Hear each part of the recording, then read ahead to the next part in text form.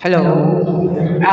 By the way, I'm Kate Prado from Team People on Facebook. My question's for to Sir Eric Altamirano. Hi, sir. Good afternoon.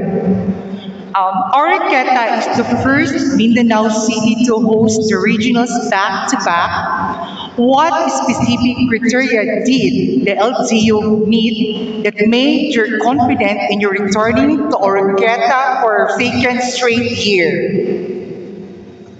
Yan. Maraming salamat sa iyong question. No? Um, Siyempre, napaka-importante sa amin to consider yung hosting is yung venue. So makikita mo naman napakaganda ng venue ng Oroquieta and ang regional championship, ano yan, may broadcast. So we want to show the entire Philippines how good the facility dito sa Oroquieta. That's number one.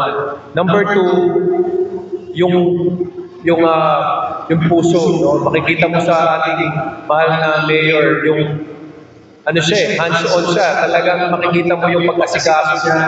And nafe-feel namin yun. Nafe-feel yun ng mga needs. And like what I mentioned kanina, yung players experience. Players experience na pag umuwi ng mga needs, masaya sila.